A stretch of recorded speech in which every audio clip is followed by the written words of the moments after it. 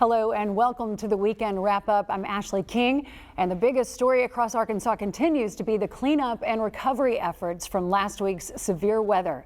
Not only did the storms take down trees, wash out roadways, and flood homes and businesses, they also took the lives of at least 3 Arkansans and injured more than a dozen others. According to the Division of Emergency Management, one happened in Lawrence County after the body of an adult male was found close to U.S. Highway 412. The second was reported in Pulaski County, where a 50-year-old man's body was found in a submerged vehicle. The third, a 5-year-old living in Little Rock. Carter Thweet spoke to his family this week and shares their story with us. Saturday morning, it was raining, not as hard, but it was raining to where the power did go off. So Cassandra Pacheco brought her kids into the back bedroom of their home, building 27 at the Pike Mobile Home Park. And then My 5-year-old was at the end of my bed, jumping around, playing like usual. The minute I saw he was going to get on the bed and I reached for him, everything went black. The next thing Cassandra remembers, the back half of her home looked like this, a tree falling clean through. Her legs were trapped, but she says she eventually got out, although she doesn't really remember it. But for Mario, After trying to search for him and calling everybody, I've came to the conclusion that he was under the tree. the past few days have been hard for Cassandra and her children, the other 3 ages 10, 8, and 7. It's a piece of you that's gone, a piece of you that you never want to lose. No parent wants to lose. That was my last baby. But she says something that makes it just a little bit easier, remembering the good times and his smiling face. He loved meeting new people. Wherever we go, he would just say, hi, or what's your name? He was a very outspoken kid. He never, not once, did not put a smile on anyone's face that he has met. As crews work to clear the trees and restore power to the park, Cassandra has just one message. Don't take life for granted. Take every moment you can to be with your kids. In Little Rock, Carter Thweet, THV 11 News. Extended family have set up a GoFundMe for the Pacheco family, and as often happens, scammers tried to set up a fake one, but the company got it taken down before anyone could donate. The link to the real one is on our website at thv11.com. Now to Ouachita County, where a sheriff's deputy is being celebrated for his heroic actions. You're looking at the moment Deputy Nathan Lane jumped to action to save a couple from floodwaters. While the rain is gone for now, areas like Camden and Ouachita County are still dealing with floodwaters like we just showed you. The community is working together to overcome Mother Nature. Catherine Rowley spoke to Deputy Lane about how his actions are now inspiring others. I just went because I was like, it's my job to do it, to go help others. Heavy flooding forcing families in Ouachita County to evacuate their homes, some by vehicles, some by boat, but one by Nathan Lane, a deputy with the Ouachita County Sheriff's Office. We were called about 2 individuals that were stuck at their house in the flood area. They were called saying that one of them had dialysis. When deputies got to the house, the water was too deep for them to continue. When they were told it would be another 30 minutes before a boat would arrive, Deputy Lane jumped into action, literally carrying the couple to safety. I was totally fine with carrying one of them, or even both if I had to, but I was like, if they're gonna walk, then I'm gonna walk too, because it's my job. While some may see this video and call Deputy Lane a hero, he sees it differently. I just knew that I was gonna more likely have to save someone from it. It's just a matter of time. I was like, if someone's gonna walk in there, I'm gonna walk with them, because it's my job to get people out of to safety. Now, with this area still dealing with high waters on the Ouachita River, Deputy Lane has a message for the community he serves. Be safe out there, I guess. And if it's gonna flood, please leave before it gets too high. In Camden, Catherine Rowley, THV 11 News. Meanwhile, cleanup is underway at one of Central Arkansas's most vital and vulnerable natural spaces. Fourche Creek usually sits around 3 feet deep. It rose nearly 20 feet over its normal height after days of heavy rain. And as Journey Taylor found out, what's left behind after the waters recede is an even bigger story. Over the 20-some years I've been down here, I've never seen the water level get this high. I mean, it was almost 22 feet. Norm Berner, chair of the Friends of Fourche Creek, has spent years protecting this watershed, and he says the power of this water should not be underestimated. Even though you can hold it in your hand and the drops fall apart, it doesn't weigh much. When the volume comes together, it's incredibly powerful. And what it can do to push a building off its foundation, you know, that's kind of incredible. Or to float cars or trucks or vehicles down a waterway, a river, what have you. The flooding didn't just move water, it moved debris, garbage, and in some tragic cases, over the years in the past, even people. You never know after a big rainstorm, what are we going to find out there? You know, hopefully no bodies. We've unfortunately had to do that over the years with the homeless camps that get flooded. But, you know, the illegal items, we will never say we've seen it all because there's always something new that pops up. Friends of Fourche Creek and their partner groups routinely clean up after these storms. And in a recent outing, this is what turned up. Of all the trash that was out here that one day, the 1,600 pounds, what was 100%, after we left, it was 99.9995%. That trash isn't just unsightly, it's environmental harm in action. And in a city where 73% of storm drains feed directly into Fourche Creek, every bit of litter matters. Your litter containers, once they get knocked over, when the water hits, you got trash that normally should have gone into the truck heading to the landfill. From wood blocking boat ramps to fences buried in debris, the damage takes weeks to months to undo. And cleanup teams, they're mostly volunteers. We can't do it all ourselves, but if we can get the population to get involved with our Pick It Up Little Rock program and reduce the litter, get more people involved on a regular basis. There are plenty of opportunities to help. Friends of Fourche Creek hosts their trash boom cleanups every second Saturday of the month, with plans to have more frequent land and water cleanups as they get more volunteers. When we're able to be out here one-on-one with people or with small groups and we can talk trash and share with them, it's making a difference. It's just not moving as fast as we'd like it to see, you know, but we're heading in the right direction. And if there's one thing you should remember, land or water, this is home. You're not just doing something to do something, we're helping the environment.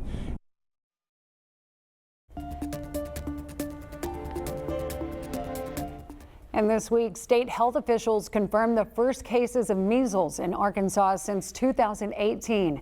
A larger outbreak has been brewing in Texas. Now there are at least 2 confirmed cases in central Arkansas. Health officials report both patients are under 18 and caught the virus while traveling out of state.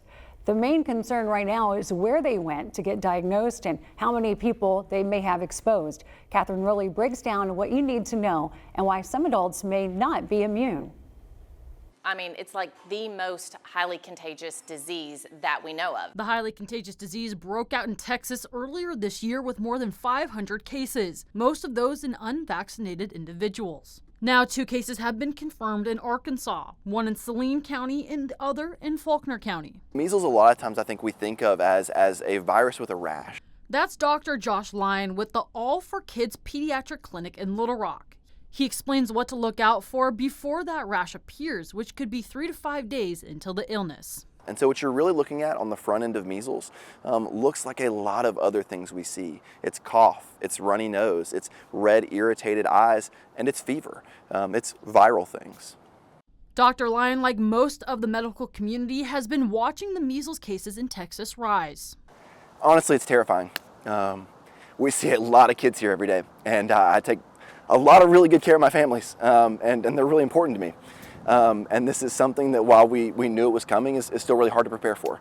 But as Dr. Lyon explains, for someone that's unvaccinated to measles, they are 90% likely to catch it if they come into contact. And one of the reasons it's so contagious is it lingers in the air. It lingers on surfaces for a very long time. So it's one that as you walk through a room, it will linger in the air for about 2 hours behind you. It will linger on a surface for about 2 hours behind you. After 2 doses of the MMR vaccine, your immunity goes up to 97%. But not all adults could be immune. Ann Pace, pharmacist and owner of Kavanaugh Pharmacy, says if you were vaccinated between 1960 and 1970, you've got the inactive measles vaccine used during that time.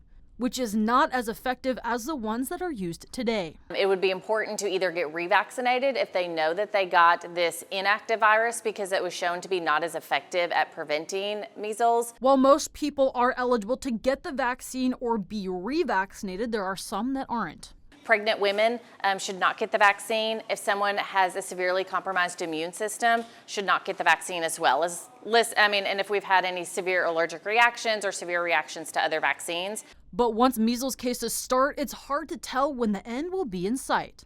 Once it starts, it's so contagious. I mean, we think back to COVID and how contagious COVID was. Measles is far more contagious.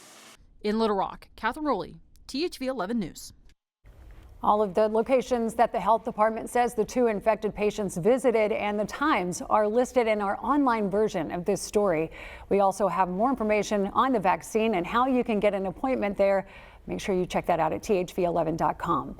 And still ahead, a sit down with Arkansas Attorney General Tim Griffin. His response on the latest tactics that scammers are using and how you can stay safe.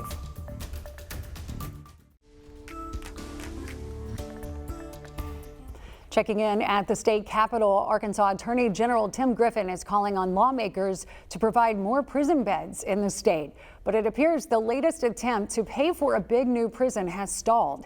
Senate Bill 354 fell short of the necessary votes 5 times this week, looking to set aside $750 million to build the 3,000-bed facility. It had a major majority each time, but as a budget item, it requires 3/4 of the House or Senate to pass. That had Republican Senate Leader Bart Hester admitting there's not enough time in the session to get it done. In a statement to THV 11, he said in part, quote, "The Department of Corrections has $75 million already allocated, so we will proceed with the design and engineering of the prison on the current located property." The man leading the charge to stop the project, Senator Brian King, celebrated the retreat and said in a statement how he believes the solution to build smaller regional facilities instead of a giant prison.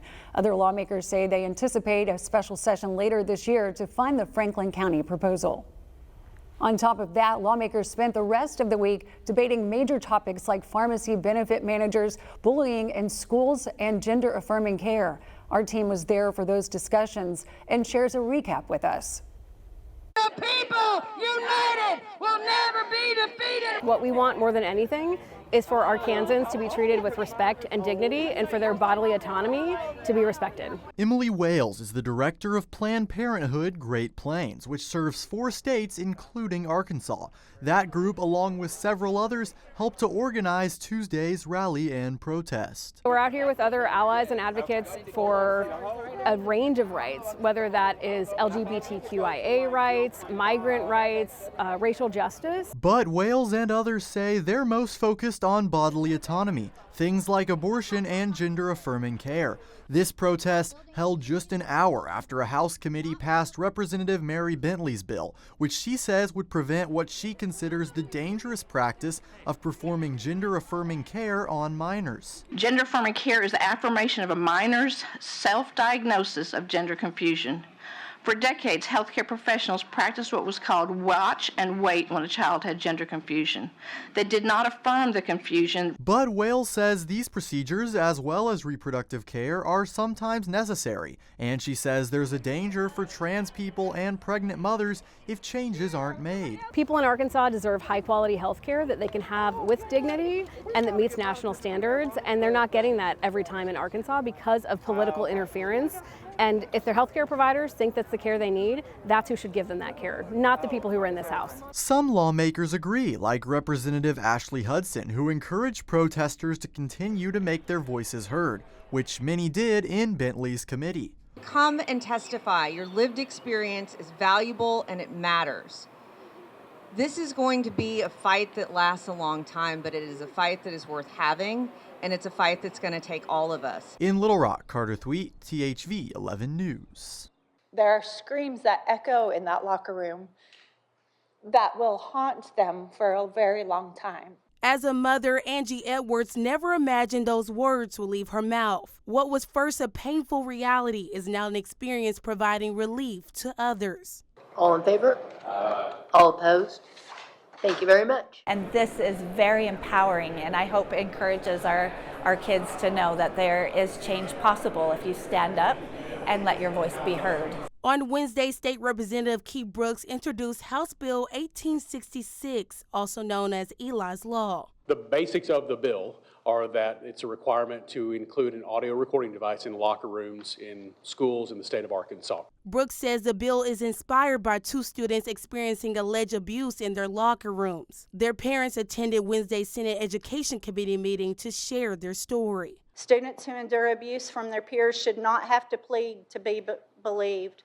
They should not have to beg to be protected. This bill will help keep students safe and maybe even save students' lives. Some lawmakers questioned the bill's funding plan, but Brooks says it will be paid for by the school public safety fund. So a school can request this as part of school safety grant, which is already existing.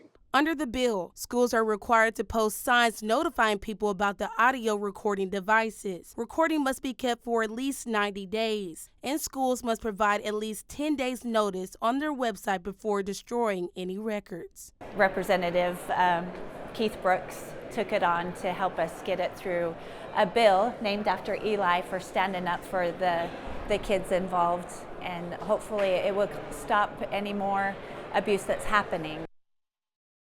Thank you, Senator. You passed your bill. Those words bringing Ashley Ellis to tears. I don't understand why someone could pass this and again put me out of my job, my colleagues out of jobs. Ellis works for CVS. She and dozens of others traveled to the state capitol on Tuesday to speak against House Bill 1150. It targets pharmacy benefit managers, or PBMs, banning them holding both a pharmacy license and owning a pharmacy. That would be the 23 pharmacies across the state. Some of those are core, some of those are inside Target, and that is those are community pharmacies for many Arkansans, and that's where they're able to get their medications if they're where they want to shop. But others in the pharmaceutical industry disagree, with dozens showing up to support the bill. What's happening here is the largest companies on earth, money more than some nations, are targeting the sickest patients in this country, sickest patients in this state, and they're steering those patients into their channels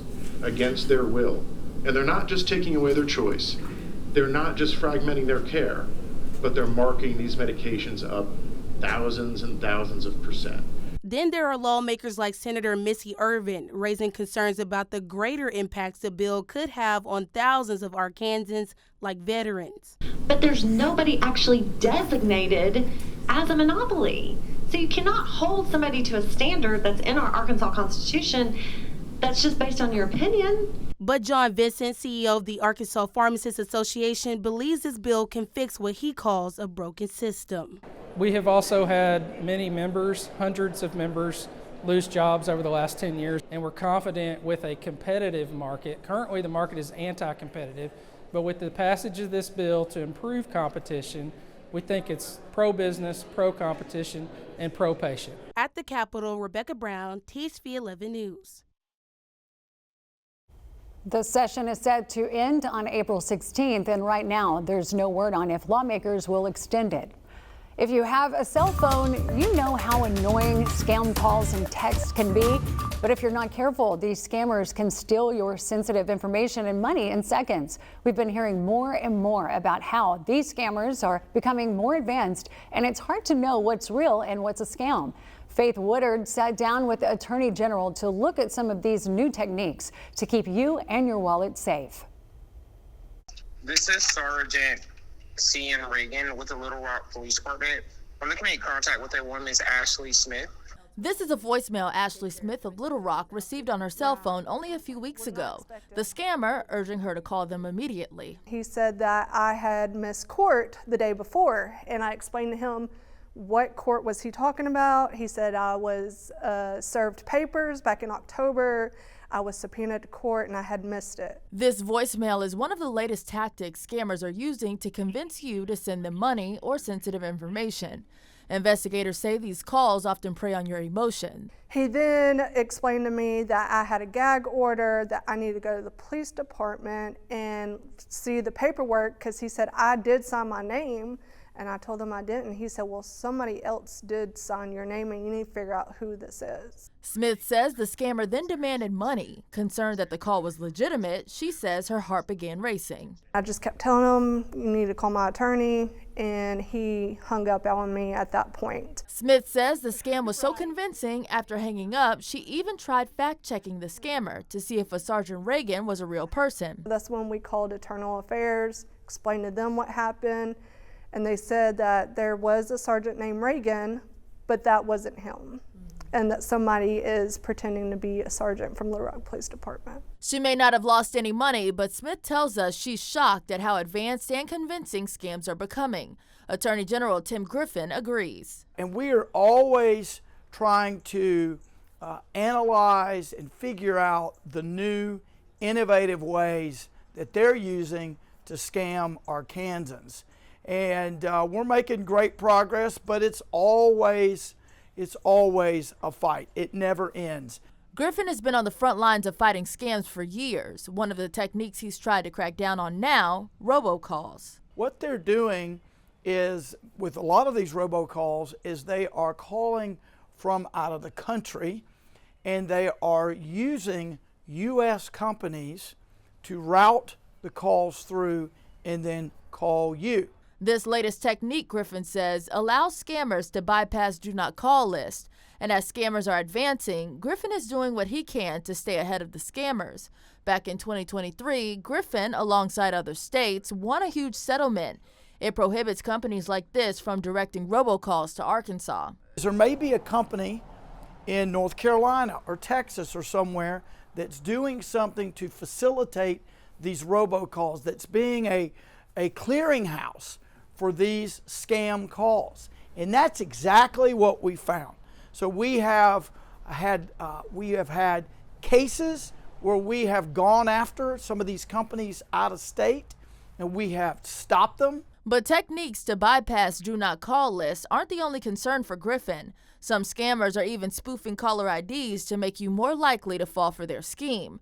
The Federal Communications Commission describes it like this. Spoofers often use your area code, so a call may seem like it's from a neighbor, a local company, or even a government agency. They can get you at hello, even if no one's on the line.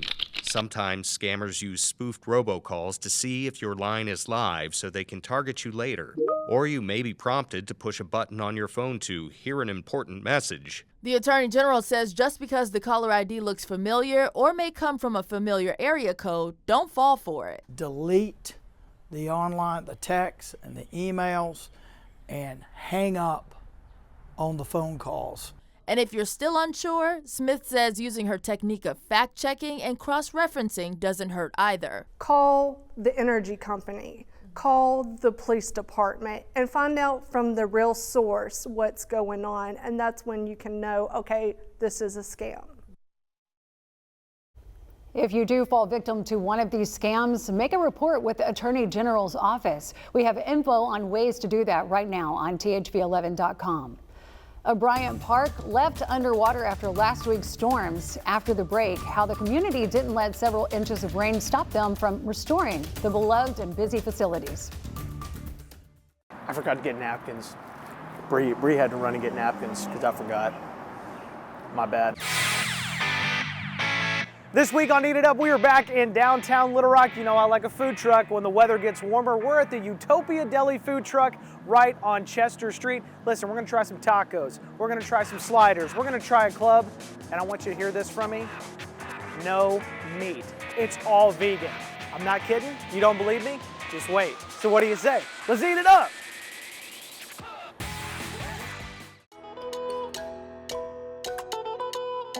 So the Utopia Deli, it got its name from a conversation that I had with my grandmother as a teenager about wanting to own a restaurant one day that was healthy. I was nowhere near vegan at the time, and the idea was just a healthy deli. We went vegetarian first, and a lot of that was based on just health issues that a lot of our family members were suffering from on both sides, for both of us. And we just felt like we wanted to be the ones to educate ourselves on what we could possibly do to turn this around. Man, our #1 sandwich is that cowboy chicken sub. They come back for it every day. I have repeat customers that have eaten that sandwich every day for 2 years nonstop. And I'm like, do you want to try anything else? And they're like, nope, I love it. As well as the Rocktown bourbon sliders. We developed a bourbon sauce with Rocktown Distillery's local Arkansas bourbon. We love working with other local businesses as much as we can. All right, there's the favorite, the big one. Everybody loves the cowboy chicken sub. That tastes how I wish my Cowboys would play. Excellent. You can't beat it, it's toasted on there. Oh my gosh. How do you judge a slider? Is there a full pickle on top of the slider? Because that's when you know you got yourself a real slider. I'll tell you, coleslaw on all this, very underrated. Very underrated with the coleslaw. It tastes just like a street taco with the pork on there, the slaw and the sauce. The only sad thing about this taco is it's gonna take me 2 bites to finish it because I wish it could be about 10 more bites. This guy is hauling in his 18-wheeler to get some of this cowboy sub. Come on, brother, park it, get some. Well, baseball season is in full swing, but last week's storms almost stole a few weeks of play from one city. That was until the people living there were called from the bullpen. Catherine Rowley shows us how they showed up to save the season. This is our home away from home, so they're going to do anything they can to help. This was the worst that I have seen since 2017 as far as the amount of floodwaters that came through. From Friday to Sunday, Bishop Park and Bryant quickly became underwater. It was just one area that flooded due to the heavy rains that Central Arkansas saw. Along with the heavy rains came debris and even a vehicle washed into the park. Most people have seen now the car that was in our ball field, and so what happened is a vehicle trying to cross the road and not only got washed off the road, got washed all the way into our baseball field. But it's the community, Keith says, that is rallying behind the Parks Department to get the ball fields back into playing condition for softball and baseball teams. Our season was supposed to start this week for our league teams, and so we're going to do anything that we can to make sure that we help to get the fields back in working order so we can get our kids out here to play ball. The Bryant Athletic Association uses the fields at Bishop Park for their baseball teams. Stephanie Verdell, who is a board member of the Bryant Athletic Association, says that the parents and players didn't think twice about pitching in to help. And I think that these are great life lessons that they're learning that, in order to do some of the fun things, sometimes you have to put the work in. And so it's really cool to see that these kids don't think twice about it. They're all great kids. They work hard, and they jump right in. While the debris can be removed and picked up, Keith says it's not that simple. The dirt from the infield could have been washed away, leading to the Parks Department having to ship more in before all fields can be ready for practices and games. And then once we can get the dirt in, go through and build these fields back up. And so as far as the long-term damage, that's the biggest thing that we'll see. The Parks Department is hoping to have all of the fields back up and running in the next 2 to 3 weeks, but it could take longer depending on when the dirt can get to Bryant. In Bryant, Catherine Rowley, THV 11 News. And that does it for the weekend wrap up. Thanks for joining us. We'll see you next time.